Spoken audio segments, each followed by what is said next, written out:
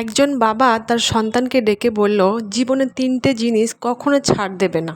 ১ number হচ্ছে ভালো খাবার খাওয়া, ২ নাম্বার হচ্ছে ভালো বিছানায় ঘুমানো, আর ৩ নাম্বার হচ্ছে ভালো ঘরে বসবাস করা। ছেলেটি তখন তার বাবাকে বলল, আমি তো দরিদ্র, আমার পক্ষে এগুলো সম্ভব নয়। তখন ছেলেটির বাবা বলল, যখন তোমার প্রচণ্ড খিদে পাবে, তুমি যেই খাবারটা তখন খাবে সেটাই হবে তোমার সবচাইতে ভালো খাবার। আর সারাদিন পরিশ্রম করে যখন তুমি খুব ক্লান্ত হয়ে পড়বে আর যেখানে শোবে সেটাই হবে তোমার সবথেকে ভালো বিছানা। আর যখন মানুষের সঙ্গে মিশবে তখন সদাচরণ করবে, তাদের অন্তর জয় করে সেখানে বাস করবে। আর এটাই হবে তোমার জন্য সবথেকে ভালো ঘর, ভালো ঠিকানা। আসলে আমাদের যখন প্রচণ্ড খিদে না লাগে তখন কিন্তু আমরা খাবারের মূল্যটা বুঝি না। আর পরিশ্রম করে ক্লান্ত না হলে আরাম কাকে বলে, শান্তির ঘুম কাকে বলে সেটাও কিন্তু আমরা বুঝি না।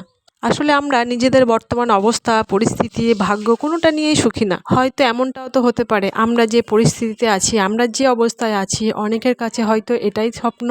আসসালামু আলাইকুম, সকলের কি অবস্থা? মাঝে মধ্যে দু একটা দিন একটু স্পেশাল করে করলে, একটু অন্যরকম করে করলে ক্ষতি কি? নিজেকে ভালো রাখার জন্য, নিজের মনের প্রশান্তির জন্য নিজেকে একটু স্পেশাল ফিল করালে সেটাতে ক্ষতি কি? মাঝে মধ্যে নিজের জন্যও বাঁচতে হয়। আসলে আমরা প্রত্যেকটা মানুষই, ছেলে হোক কিংবা মেয়ে, আমরা অন্যকে বেশি টেক কেয়ার করি। এটা আমাদের নিয়ম, এটা আমাদের নিয়তি। তো যাই হোক বন্ধুরা, আজকে সকালে আমি মালাই চা বানিয়েছিলাম। চাটা কেমন হয়েছে অবশ্যই কমেন্টে জানাবেন। সকালে চাটা খাওয়ার পর আমি সকালে রান্না বসিয়ে দিয়েছিলাম। তারপর ভাত হওয়ার পর ভাবলাম একটু ডাল ভর্তা করি।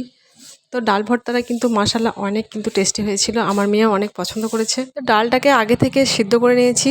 যখন সিদ্ধ করবেন একটা কথা মাথায় রাখবেন, ডালে যেন কোনো রকম পানি না থাকে, একেবারে শুকনো ঝরঝরে করে রাখবেন, তাহলে কিন্তু ডালের ভর্তাটা অনেক সুন্দর হয়, অনেক খেতেও ভালো হয়। আর যদি ডালের মধ্যে পানি থাকে তখন দেখবেন সেটা ডাল টানার মতো খেতে লাগে, ডালের ভর্তা কিন্তু তখন আর লাগে না। যাই হোক, যে কথাটা না বললেই নয়, সব ভিডিওতেই বলি, যদি ভিডিও ভালো লাগে একটা লাইক করবেন, চ্যানেলটিকে সাবস্ক্রাইব করবেন, আর ভিডিওটা অনেক বেশি বেশি শেয়ার করবেন। তো আজকের মতো এখানেই, আল্লাহ হাফিজ।